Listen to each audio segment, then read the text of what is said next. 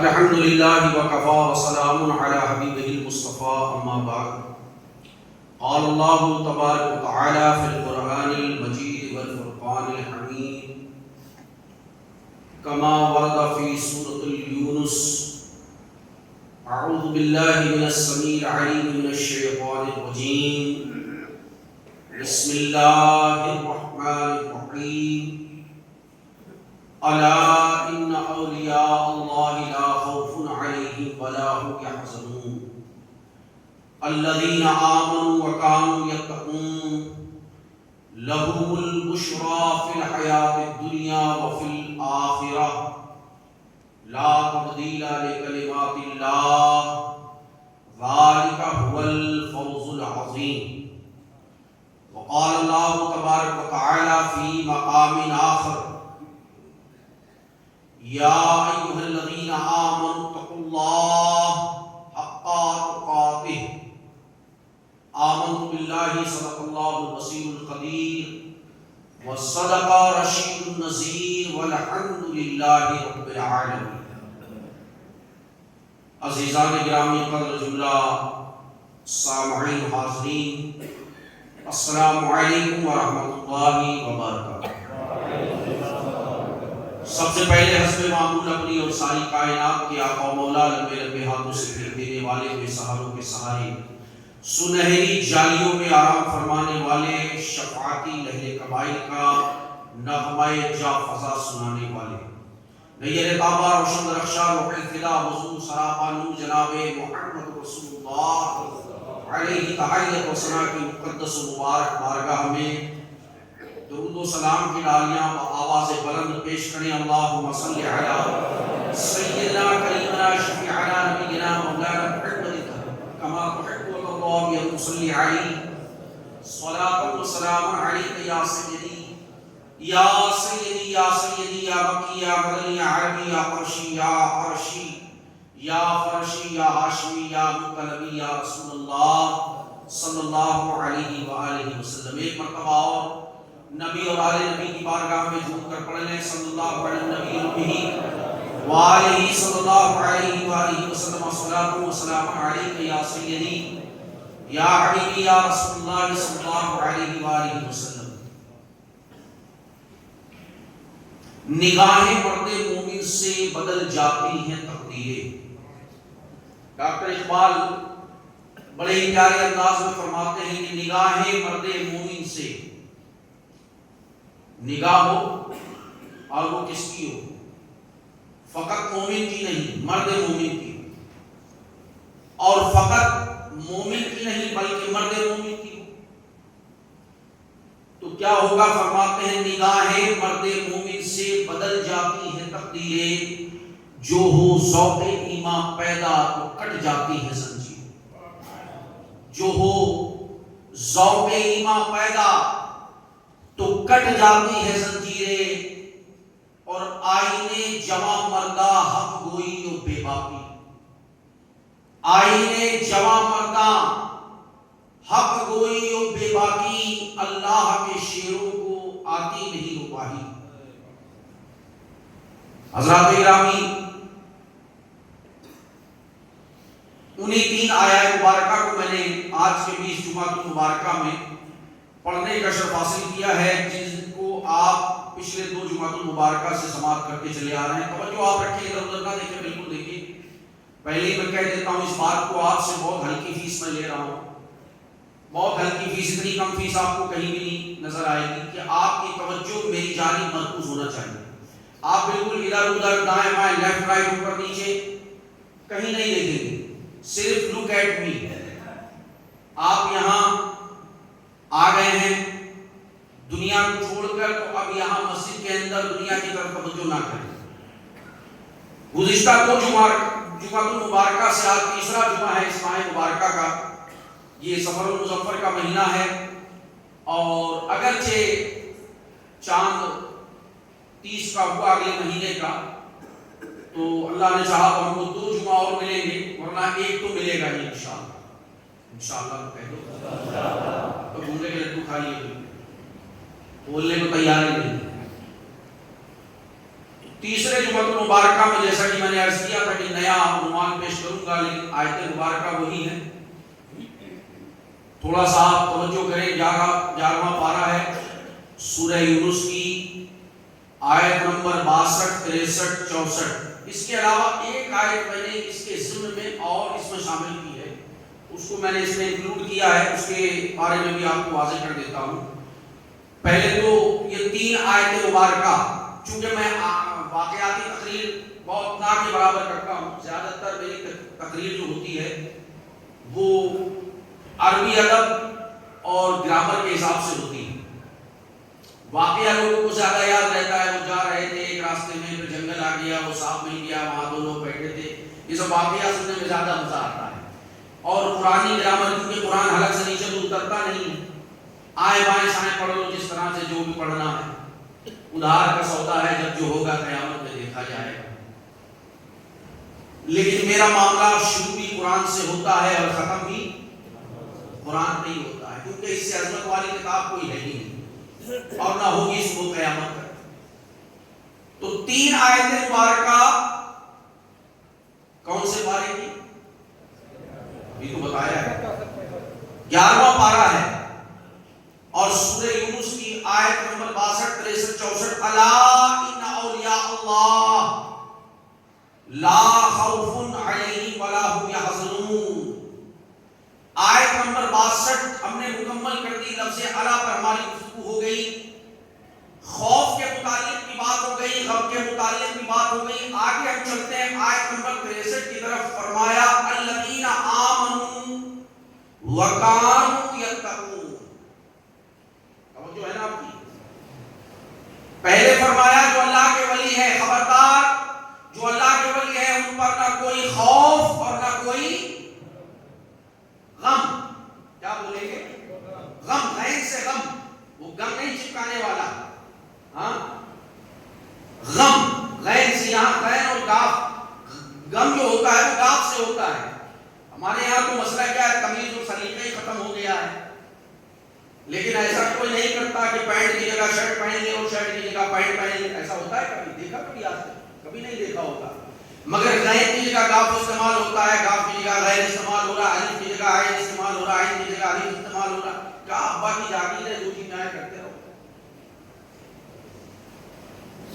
فرمایا کوئی خوف اور کوئی غم نہیں. اب ذہن میں سوال آیا کہ بھائی یہ تو اولیاء کے تعلق سے فرما دیا کہ غم اور خوف ان سے کوسوں دور ہے، یا وہ غم اور خوف سے کوسوں دور ہے برابر. لیکن یہ ہم کیسے ڈیفائن کریں کہ اولیاء اللہ ہے کون؟ ان کی پہچان کے لیے اگلی آیت میں واضح فرما دیا الذین آمنوا وکانوا یتقون. وہ جو ایمان لائے. کیا لائے؟ ایمان لائے. یعنی وہ جو صاحب ایمان ہوئے، جنہوں نے اپنے دلوں میں، اپنے سینوں میں ایمان کی دولت کو جذب کر لیا. بات ختم ہو جاتی. بھائی ایمان کی دولت تو ہم نے بھی رکھی ہے نا، ہم بھی کہتے ہیں صاحب ایمان ہے، بولتے ہیں کہ نہیں؟ بھائی مسجد میں کون آتا ہے؟ مسجد میں جتنے بیٹھے ہیں یہ کون ہے؟ آئے صاحب ایمان ہے. تھوڑا سا ہم رخ چینج کریں گے، پھر ہم آپ کو بتا دیں گے کہ صاحب ایمان ہے یا صاحب نقصان ہے. اللہ کے پیارے نبی بخاری اور مسلم کی متفق علیہ حدیث میں فرماتے ہیں یاتی علی الناس زمان یجتمعون فی المساجد ولیس فیہ مؤمن. لوگوں پر ایک زمانہ ایسا آئے گا کہ وہ اللہ کی مسجد میں حاضر ہوں گے. کہاں؟ لوگوں پر ایک زمانہ ایسا آئے گا. آج وہ زمانہ آ گیا ہے قریب.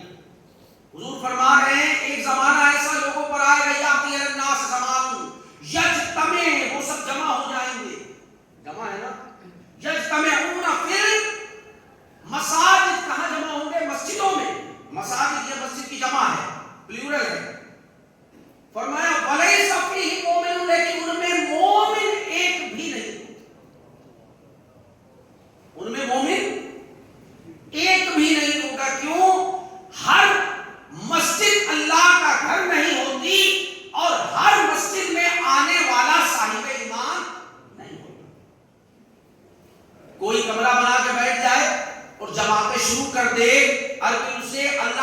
کا نام دے دے تو یقینی طور پہ خانہ خدا کبھی نہیں ہو سکتا، کبھی نہیں ہو سکتا۔ کیوں فرمایا اس آیت میں کہ الذین آمنوا وکانوا یتقون، وہ جو ایمان لائے اور اپنی زندگی میں انہوں نے تقوی کو اختیار کر لیا۔ کس کو؟ تقوی سمجھتے ہیں آج ہماری گفتگو کا جو عنوان ہے، ٹاپک ہے جو ہماری اسپیچ کا، وہ یہی ہے تقوی۔ What is the define of تقوی؟ ہم تقوی کو کیسے سمجھیں گے کہ تقوی کیا ہے؟ اب اسی ضمن میں نے قرآن مجید کی ایک اور آیہ کریمہ کو شامل کیا ہے، اس کی طرف بھی ہم تھوڑا سا توجہ کر لیتے ہیں کہ اللہ تبارک و تعالیٰ نے کیا فرمایا ہے اس کے متعلق۔ حالانکہ قرآن مقدس میں جا بجا تقوی کے متعلق ارشادات آئے ہیں۔ پارہ نمبر 4 سورہ آل عمران کے اندر فرمایا یا ایھا الذین آمنوا اتقوا اللہ، اے ایمان والو اللہ سے بولو بھائی ڈرو۔ کیوں؟ اللہ کوئی بھیانک ذات ہے جو اس سے ڈرو دیکھ کر؟ اللہ کو ایسی ذات ہے جس سے محبت کی جائے۔ فَإِذَا أَحْبَبْتُهُ، اللہ سے محبت کرو۔ یہاں معاملہ آ رہا ہے ڈرنے کا۔ تقوی سے کیا مراد ہے؟ پہلے ہم تقوی کو تھوڑا سمجھتے ہیں گرامر کے حساب سے کہ تقوی کس معنی میں آتا ہے، کس ضمن میں آتا ہے۔ آپ روزانہ سنتے ہیں دعا میں کیا؟ اللہم ربنا آتنا فی الدنیا حسنۃ وفی الآخرۃ حسنۃ، آگے کیا ہے؟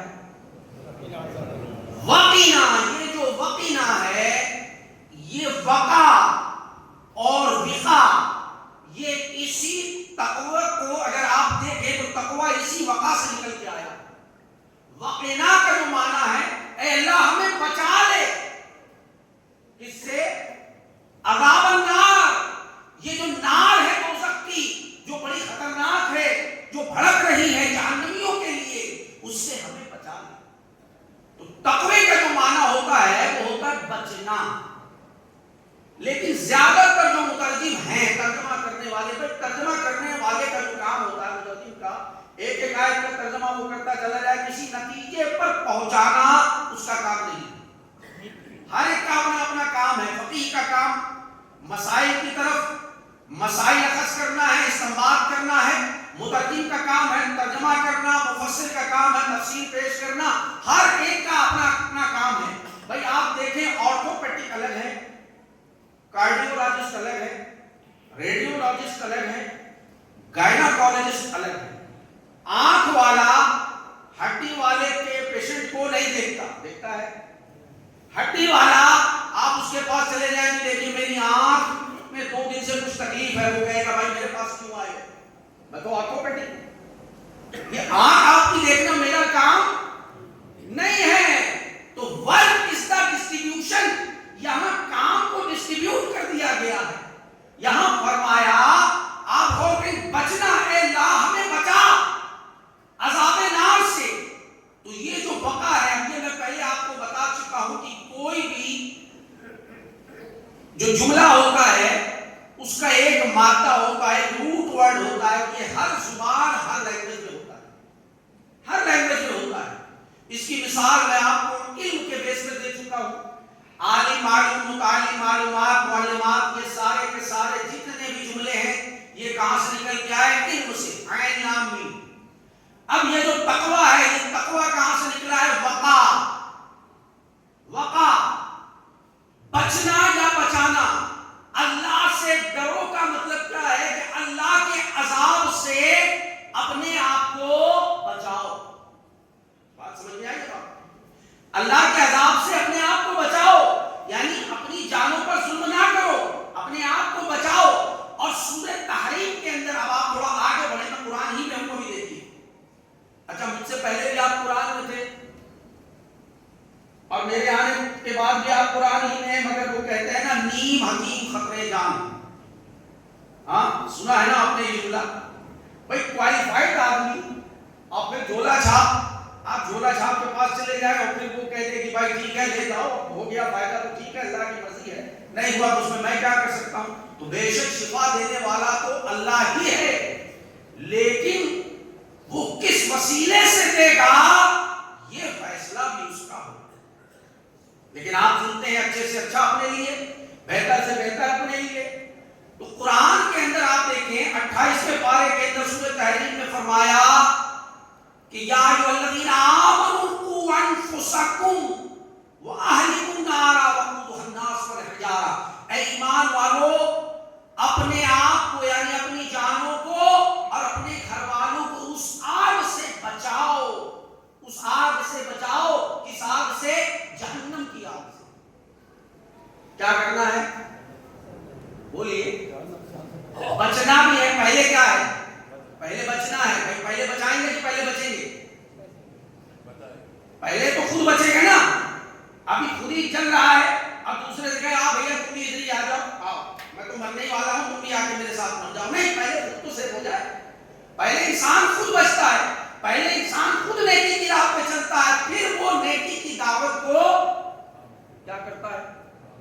عام کرتا ہے، اس کی تبلیغ کرتا ہے، تبشیر کرتا ہے۔ لیکن شرط کیا ہے کہ پہلے وہ خود بچے اور وہ جان بوجھ کے اپنے لیے اس آگ کو مول لے، جیسے کوئی جان بوجھ کے اپنے پیر پہ کلہاڑا مار لے۔ وہ کہاوت آپ نے سنی ہے نا کہ یہ تو اپنے ہاتھ سے اپنے پیر پہ کلہاڑی مار لی۔ یہ سونے والے جو ہیں، دیکھیے اب بارش کا موسم ہے، میں آپ کو بتاؤں، اب یہاں بات آئی بارش ہو گئی تو بھی رکنے کو تیار نہیں، اور جب بارش نہیں تھی تو بھی آنے کو تیار نہیں۔ پوائنٹ سمجھ رہے ہیں آپ؟ بارش میں بھیگ کر آنے کے لیے ہم تیار ہیں، لیکن بارش کے بغیر ہم نیند کو چھوڑ کر آنے کے لیے تیار نہیں۔ تو یہ آنا کس میں ہے؟ اللہ کے لیے ہے؟ نہیں، یہ تو ہماری طبیعت کے لیے ہے کہ ہماری طبیعت نے چاہا اب ہمیں چلنا چاہیے، اب بہت تاخیر ہو گئی، اب چلنا چاہیے، کیونکہ اگر اب نہیں گئے تو ایک رانگ ایپلیکیشن پیش ہو جائے گی پورے باقوری کے اندر کہ کیسا انسان ہے یہ تو جمعہ کے لیے بھی نہیں جاتا۔ باقی صبح کا مسئلہ کیا ہے؟ وہ تو سب بستر کے اندر سو رہے ہیں، کون دیکھ رہا ہے؟ کون دیکھ رہا ہے؟ آرام بڑی چیز ہے، منہ ڈھک کے سوئیے۔ لیکن حقیقی معنوں میں کیا ہے کہ وہ صبح کی نماز بھی اللہ کے لیے ہے اور جمعہ کی نماز بھی، بولو بھائی بڑی کمزور آواز ہے آپ، اللہ کے لیے ہے یا نہیں؟ تو اگر اللہ کے لیے ہے تو پھر ہر صورت میں ہر اینگل سے ہمیں یہ دیکھنا چاہیے کہ اللہ کے احکامات کی بجاوری کس طرح سے ہو۔ تو پہلے ہم خود بچیں گے، اس کے بعد ہم دوسروں کو بچانے کی کوشش کریں گے۔ تقویٰ کوئی ایسی شے نہیں ہے کہ یہ کسی ایک ضمن میں، کسی ایک فیلڈ میں اس کا کام نہیں۔ انسان پوری زندگی تقوی کے ساتھ گزارے، یعنی اپنے آپ کو گناہوں سے بچاتا رہے، اپنے آپ کو اللہ کے عذاب سے بچاتا رہے، ہر صورت بچاتا رہے، خواہ وہ تاجر ہو، ملازم ہو، افسر ہو، مزدور ہو، حاکم ہو، محکوم ہو، امام مسجد ہو، منسٹر ہو یا کلیکٹر ہو، کوئی بھی ہو، ایکس وائی زیڈ، اگرچہ وہ مومن ہے۔ اور اس کی وضاحت قرآن مجید نے ابتدا میں ہی کر دی۔ آپ پہلا پارہ دیکھیں، سورہ کہف تک پہنچ گئے لیکن پہلا پارہ بھی ٹھیک سے ہم سمجھ نہیں پائے۔ فرمایا ذالک الکتاب لا ریب فیہ، الف لام، بولو بھائی، ہم میم بولنے پر بھی 10 نیکی ہے بھیا، قرآن کے ہر حرف پہ نہیں معلوم، چلو آج معلوم ہو گیا۔ الف لام میم یہ تو حروف مقطعات میں سے ہے، اس کا علم اللہ اور اللہ کے رسول کے سوا کسی کو نہیں۔ آگے جب ہم پڑھے تو فرمایا ذالک الکتاب لا ریب فیہ، یہ وہ کتاب ہے، کون سی؟ جو ابھی پڑھی جا رہی ہے، یہ وہ کتاب ہے لا ریب فیہ، جو ہر شک و شبہات سے بالا تر ہے، اس میں شک جیسی کوئی گنجائش نہیں، شک کا کوئی معاملہ نہیں۔ کس کے لیے؟ ہدی للمتقین،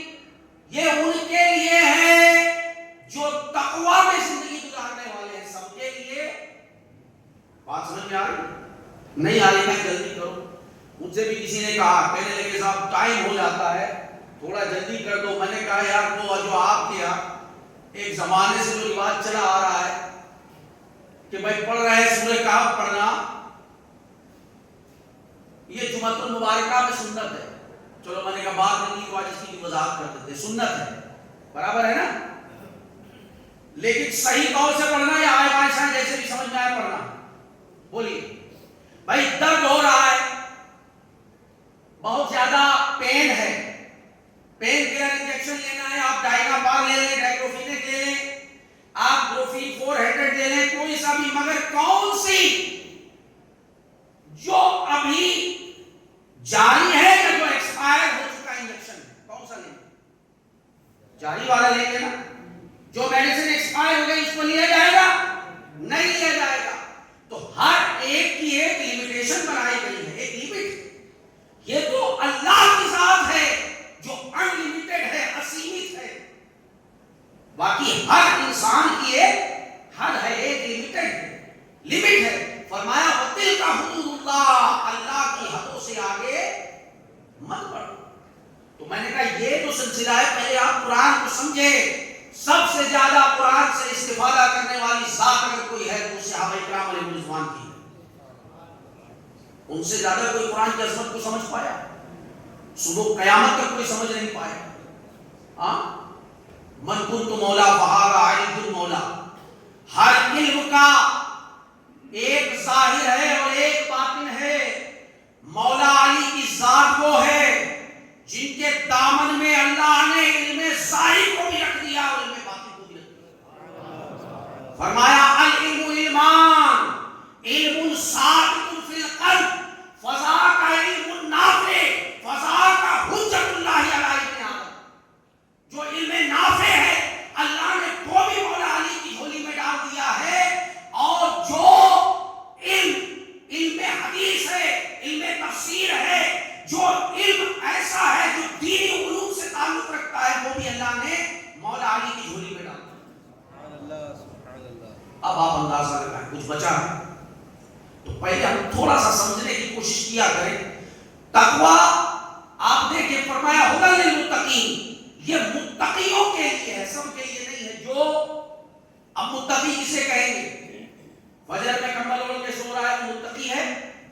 جمعہ میں آ گیا بڑھ ڈھن کے بھائی چلو بھائی ہم تقوی والے ہیں, نہیں. میرے جیسا کوئی جبہ اللہ پہن کے بیٹھ جائے اور پھر کہے کہ جی بہت تقوی ہے, نہیں. تقوی وہ ہے جو انسان کو اللہ کے عذاب سے بچاتا ہے. تقوی وہ کہ انسان کو ہر معاملے میں, بھائی ایسا نہیں کہ یہ صرف امام مسجد کے لیے, نہیں. فرمایا کہ جو تاجر ہے نا, بزنس کرنے والا, کون؟ بزنس کرنے والا, بزنس مین سے آپ کہتے ہیں, لیگل سینس میں, ایٹیمولوجیکل سینس, بزنس مین. فرمایا سچا تاجر جس نے اللہ کے حلال کردہ شے کو حلال جانا اور حرام کردہ شے کو حرام جانا, وہ سچا تاجر بروز قیامت شہیدوں کے ساتھ کھایا جائے. آپ اندازہ لگائیں. سارے فیض و برکات صرف امام مسجد کے لیے, علماء کے لیے نہیں ہے, عوام کے لیے بھی بہت کچھ ہے, لیکن وہ اس اعتبار سے چلنے کا پریاس تو کرے, وہ اس اعتبار سے اپنی زندگی گزارنے کی کوشش تو کرے. اگر یہ ایک تقوی اختیار ہی نہیں کیا, اور تقوی بھی کیسا کہ بھئی آج بار انسان کہہ رہا ہے کہ بھئی میں اللہ سے ڈرتا ہوں, جو فجر میں پڑا سو رہا ہے 8 دن ہو گئے, بلکہ میں تو کہوں مہینہ ہو گیا, فجر میں اس کی حاضری نہیں ہوئی, اس سے پوچھو تو بھی کہتا میں اللہ سے ڈرتا ہوں, میں اللہ سے ڈرتا ہوں اسی لیے کمبل کو کھینچ کے فجر میں سوتا ہوں. یہ بھائی کون سی ڈرنے کی ڈیفینیشن ہے؟ یہ انڈیا تو کیا پورے 7 بر اعظم کے اندر, آکسفورڈ یونیورسٹی میں آپ چلے جائیں انگلینڈ میں تو برمنگھم میں رہا ہوں, اور آپ کیمبرج یونیورسٹی میں چلے جائیں امریکہ کے اندر, وہاں بھی آپ کو اس طرح تقویٰ کی ڈیفینیشن کوئی بھی واضح نہیں کر پائے کہ یہ کون سا تقویٰ ہے, یہ کون سی پرہیزگاری ہے, یہ کون سا ڈر ہے جو بندے کو نیند سے ہٹا کر, نیند سے نکال کر اللہ کی بارگاہ میں نہیں لاتا.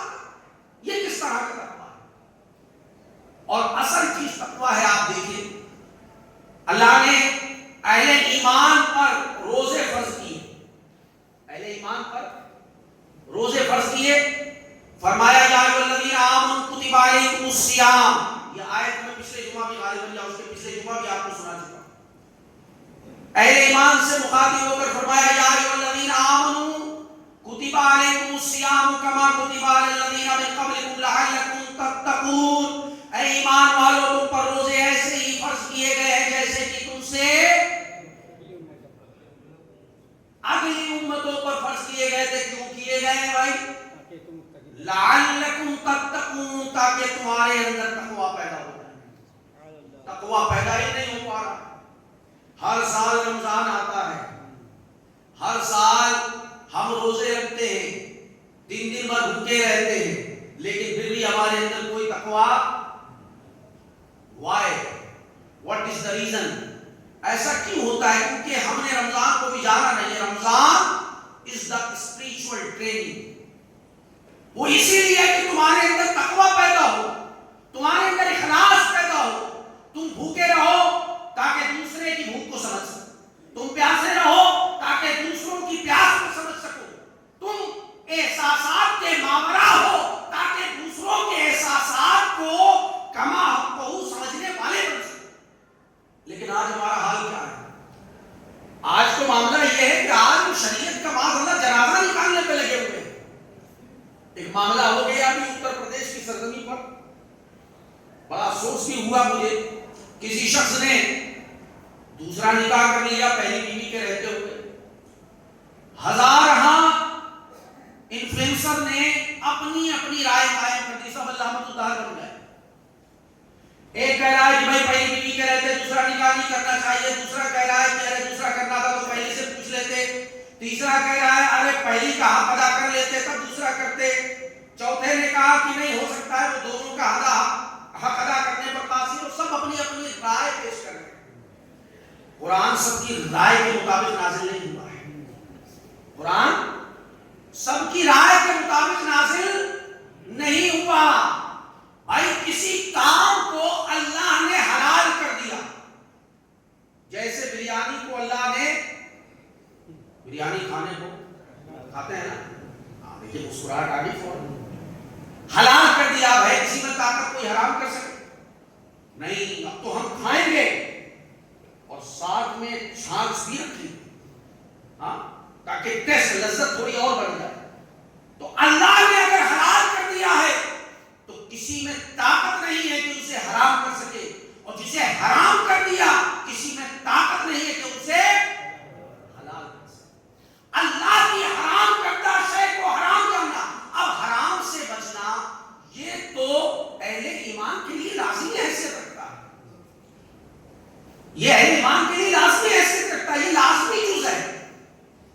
لیکن اب سوال یہ پیدا ہوتا ہے کہ جس شے کو اللہ نے حلال کر دیا، فرمایا ما طاب لكم من النساء مثنى وثلاث ورباع فإن خفتم ألا تعدلوا فواحدة، تم نکاح کرو ان سے جو تمہیں پسند آئے. یہ جو تاریخ میں آج میں دیکھ رہا ہوں کہ لوگ جنازہ نکالنے پہ لگے. وہ جنازہ کیوں نکالنے پہ لگے پتہ ہے آپ کو؟ میں نے عرض کیا تھا نا کہ جب کلاڑا بنا تو درخت نے کہا تم میرا کچھ نہیں کر سکتے، تم میرا کچھ بھی نہیں کر سکتے. لیکن جب درخت نے دیکھا کہ اس میں تو میرا والا ہی شامل ہو گیا ہے تو کہا اب تو میری خیر نہیں، یہ تو میرا ہی شامل ہو گیا، جا کے میرا ہی جز اس میں مل گیا، میرا ہی حصہ اس میں منتقل ہو گیا ہے، تو اب تو میری خیر نہیں ہے. اور پھر دنیا نے دیکھا کہ اس درخت کا صفایا کر دیا. کیوں؟ کہا ہے دل کے پھپھولے جل گئے سینے کے داغ سے، گھر کو آگ لگ گئی. مسلمان خود چاہتے ہیں. آپ دیکھیں آج علامہ قمر غنی عثمانی صاحب ایک زمانے سے قید کی زندگی گزار رہے، کافی تقریباً 4 سال کا عرصہ گزر رہا ہے. کیا قصور ہے؟ کیا قصور تھا؟ ابھی آپ دیکھیں نیٹ کا پیپر لیک ہوا، دنیا کے لوگوں نے احتجاج کیا. اپنی ذات میں بات آتی ہے تو ہم احتجاج کے لیے اتر جاتے ہیں. ایک بےہودہ بدبخت انسان جس نے رسول کائنات علیہ السلام کی ناموس پر آپ کی ذات اقدس پر حملہ کیا اور کتاب لکھی رنگیلا رسول کے نام سے مار سب کہو مار اللہ رب العالمین، ورنہ ایمان خطرے میں آ جائے گا۔ یاد رکھنا رسول پاک علیہ السلام کی ذات مقدسہ تو بہت عظمت والی ذات ہے۔ میں بارہا کہتا ہوں کہ کبھی تمہارے دلوں میں حق بھی نہ آنے پائے صحابہ اکرام علیہم رضوان میں سے کسی ایک کی بارگاہ میں، یا اہل بیت اطہار علیہم رضوان میں سے کسی ایک کی بارگاہ میں اگر ہلکا سا شک و شکوک بھی آ گیا تو جان لو کہ تمہارا ایمان خسارے میں، فاولئک هم الخاسرون۔ حضور کی ذات تو بہت بلند و اعلیٰ ہے، کیوں ایسا ہو رہا ہے؟ آپ نے دیکھا انہوں نے احتجاج کیا، پولیس سے مٹبھیڑ کی، سارے معاملات کیے، قید و بند میں ڈال دیے گئے، قید و بند کی زندگی قبول کر لی، مگر بتا دیا کہ حضور کے نام پر جب بھی بات آئے گی تو اہل ایمان خاموش نہیں رہیں گے، بلکہ اہل ایمان نہ جان دینے سے پیچھے ہٹے تھے نہ جان لینے سے پیچھے ہٹے۔ لیکن آج ہمارے لوگ ہیں نا، ہماری خواتین ایسی جو چاہتی ہیں نا بھائی ایک نکاح ہو گیا تو ہمارا مرد دوسرا نکاح نہیں کر سکتا، کس کے باپ میں طاقت ہے ہوگی؟ قرآن نے حکم کیا دیا ہے کہ اگر تمہارے اندر استطاعت ہے، تمہارے اندر استطاعت ہے اس بات کی کہ تم عدل کر سکتے ہو، انصاف کر سکتے ہو، تمہارے اندر یہ استطاعت ہے تو تم دوسرا بھی کر سکتے ہو، تیسرا بھی کر سکتے ہو اور چوتھا بھی کر سکتے ہو۔ شرط کیا رکھی؟ استطاعت کی۔ اسی طرح تقوی کے متعلق فرمایا فَاتَّقُوا اللَّهَ مَا اسْتَطَعْتُمْ، تم تقوی اختیار کرو جتنا کی تمہارے اندر استطاعت ہے، جتنا تمہارے اندر طاقت ہے، تم بچنے کی کوشش کرو اللہ کے عذاب سے۔ آج ہماری خواتین کا یہ معاملہ کیوں ہے؟ کیونکہ ہمارے یہاں خواتین میں کوئی تبلیغ و تبشیر کا کوئی سلسلہ نہیں تھا، وہ تو بس سن لیا جو ہو گیا، جو معاملہ بس پتا چل گیا، بس اتنا ہی ہو گیا، اسی کو ہوتی۔ وہ کہتے ہیں نا کہ مینڈک جب تک کنویں میں رہتا ہے تو وہ کنویں کو ہی ساری دنیا سمجھتا ہے، جب کبھی کنویں سے باہر نکلا ہے تو پتہ چلا رہا ہے یہ کنویں کے باہر بھی دنیا ہے۔ آپ بتائیں اللہ نے جب اجازت دے دی ہے تو کسی میں طاقت نہیں کہ اس کام کو روکا جا سکے، نہیں روکا جا سکتا، مگر لوگوں کے اندر ڈر نہیں ہے، آج لوگوں کے اندر تقوی نہیں ہے۔ میں یہی کہنا چاہ رہا ہوں، خوف خدا نہیں ہے کہ وہ اللہ کے حلال کردہ شے کو حرام کرنے پر تلے ہوئے، کیوں؟ وہ خود اس بات کو کہہ رہے ہیں۔ اب آپ بتائیں پیارے آقا مدینے والے مصطفیٰ جناب محمد رسول اللہ علیہ تائید و سرا جن کے نام کا ہم نے کلمہ پڑھا، انہوں نے کتنے نکاح فرمائے؟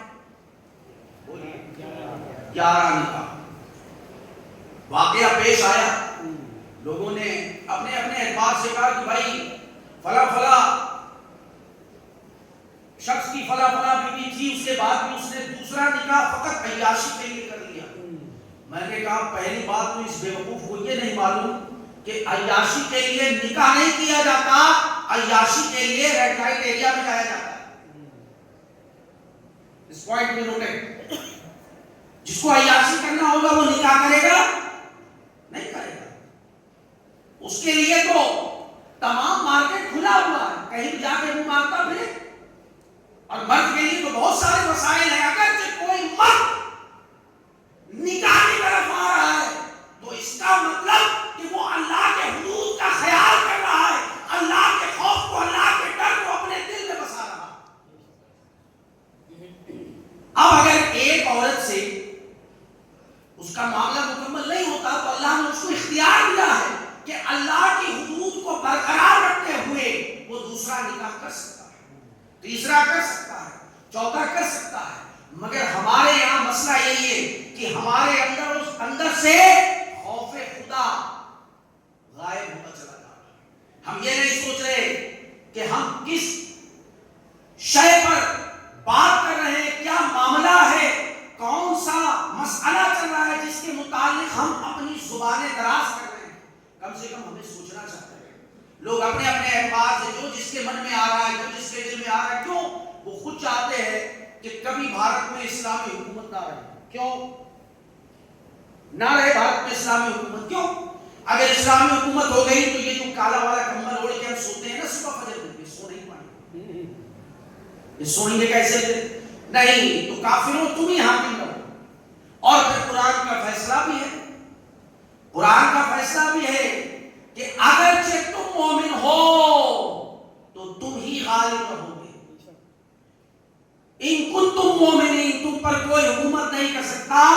شرط یہ ہے کہ تم مومن بن جاؤ، تم اپنے اندر ایمان یقین کی کیفیت پیدا کرو، تقوی کے معاملات کو اپنے دلوں میں بسا دو، اللہ کے خوف سے اپنے دلوں کو اجاگر کر لو.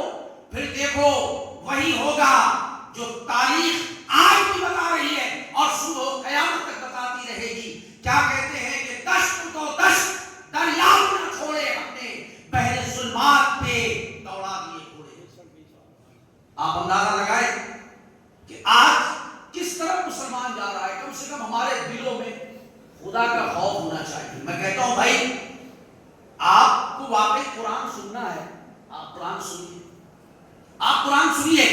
بے شک قرآن سننا ثواب، قرآن پڑھنا ثواب، قرآن چھونا ثواب، قرآن دیکھنا ثواب. لیکن قرآن چھونا اگر ثواب ہے تو کن ہاتھوں سے چھوا جائے گا؟ پاک ہاتھوں سے یا ناپاک ہاتھوں سے؟ اتنا مسئلہ تو آپ کو بھی پتا.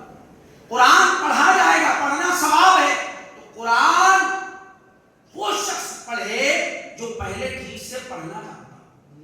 پڑھنا ہی نہیں جانتے، ارے نہیں پڑھنا جانتے ہیں تو ایک کام کیجئے، 10 روپے اکٹھا کیجئے، کسی حافظ قرآن قاری قرآن کو متعین کیجئے، اس کو رکھیے اور پھر کہیے سورہ کہف نہیں، ہمیں سورہ آل عمران بھی سنائیے، ہمیں سورہ واقعہ بھی سنائیے، سورہ ملک بھی سنائیے. یہ کیا مسئلہ ہے کہ قرآن کچھ اور کہہ رہا ہے اور ہم اس کا مطلب کچھ اور بنا رہے ہیں؟ کبھی آپ نے غور کیا کہ کس قدر معنی فاسد ہوتے ہیں؟ کیوں نہیں ہوتا؟ کیونکہ ہمارے دل میں خوف نہیں ہے، تقویٰ نہیں ہے. یہ اسی سے ساری ریلیٹڈ چیزیں ہیں جو میں آپ کے سامنے رکھ رہا ہوں. اگر ہمارے اندر تقویٰ پیدا ہو جائے تو یاد رکھیے زندگی کا بیہیویئر اور کنڈکٹ تبدیل ہو جائے، زندگی کا پورا نظام بدل جائے.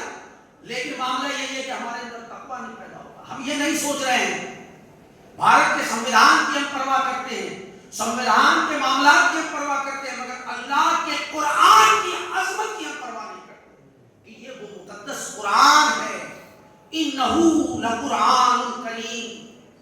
کبھی بات کی تو میں صرف قرآن کی عظمت پہ گفتگو کروں گا، آج تو اتنا وقت نہیں ہے. میں نے صرف تقویٰ کے تعلق سے آپ کے سامنے چند باتیں پیش کی ہیں، اس امید پر کہ اللہ کرے ہمارے دلوں میں تقویٰ پیدا ہو جائے. اور جس طرح ہم آج شریعت کے معاملات کو پسے پشت ڈال رہے ہیں اپنے پیٹھ کے پیچھے، کاش کہ ہم اس سے بچنے والے بن جائیں، کاش کہ ہم شریعت کے آگے اپنا سر خم کرنے کو تیار ہو جائیں. یاد رکھیے ہماری زندگی میں انقلاب آتے دیر نہیں ہے، ہماری زندگی میں انقلاب آ جائے گا اور ہماری زندگی ایک بہترین زندگی بن جائے گی. اللہ تبارک و تعالیٰ کی بارگاہ میں دعا ہے مولا ہم سب کو اپنی زندگیوں میں تقویٰ پیدا کرنے کی توفیق عطا فرمائے اور اسی پر ہم سب کا خاتمہ بالخیر مدینہ منورہ میں نصیب فرمائے. آمین. وآخر دعوانا ان الحمد